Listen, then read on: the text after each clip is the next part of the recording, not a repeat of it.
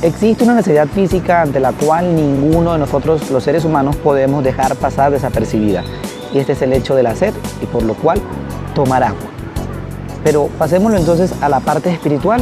También nuestra alma tiene sed, pero muchas veces nosotros buscamos llenarla donde no es. En el mal uso de la sexualidad, en la morbosidad, en la perversidad, en el chisme, en el dinero, en los afectos, en la aprobación de los demás y en tantas cosas que al final no hacen sino otra cosa que dejarnos con sed. Precisamente hoy, en este tercer domingo de Cuaresma y en este camino, en este tiempo de enamoramiento, como preparación para la Pascua, nos vamos a encontrar en la liturgia de la palabra con lo siguiente. Primero, en un primer momento de la lectura del libro del Éxodo, el pueblo le reclama a Moisés y le dice: ¿nos has traído a morir en el desierto? Porque en el desierto, sed, calor, agua, hambre. Y miran hacia atrás y dicen: preferiríamos comer entonces los pepinos y cebollas que teníamos nosotros cuando nos encontrábamos en Egipto.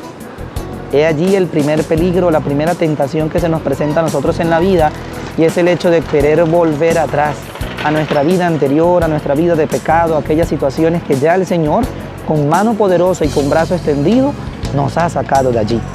Es entonces cuando Moisés va y habla con Dios y le dice: ve y toca con la vara de tu cayado la roca y brotará agua. Entonces es darnos cuenta que a pesar de las circunstancias adversas que nosotras muchas veces consideramos, el Señor no nos abandona en nuestra fuerza ni nos deja por ahí tirados, sino que por el contrario, nos muestra de una u otra forma su voluntad en nuestra vida. Pero falta que también nosotros podamos entender esa manera de obrar. Segundo elemento, el Salmo, que conocemos como el invitatorio cada vez que hacemos la oración de laudes, el 94. Venid, aclamemos al Señor. Ojalá escuchen hoy su voz y no endurezcan el corazón. Muchas veces nos cuesta escuchar. Vamos a la Eucaristía y el Padre habló muy bonito, pero cuando miramos el análisis, ¿qué habrá dicho el sacerdote? Entonces no nos acordamos ni siquiera del estribillo del Salmo, ni el Evangelio, que hoy es un poco extenso, y también hay una forma breve. Entonces escuchemos. Pero cuando escuchamos, nosotros pasamos por un colador aquella palabra, aquella predicación, y la adaptamos de acuerdo a las conveniencias de nuestra vida.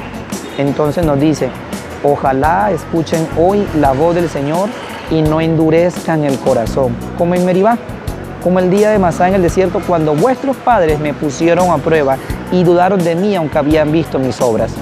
Muchas veces cuando vivimos situaciones, nosotros llegamos a dudar de la voluntad o de la existencia de Dios en nuestra vida y consideramos que nos ha abandonado a nuestra suerte.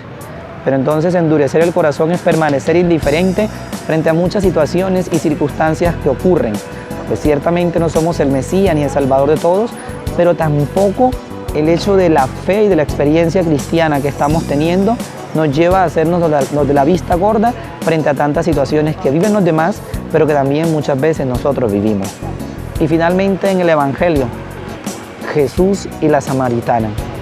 Dame siempre, Señor, de esa agua, porque el que beba de esta agua jamás tendrá sed.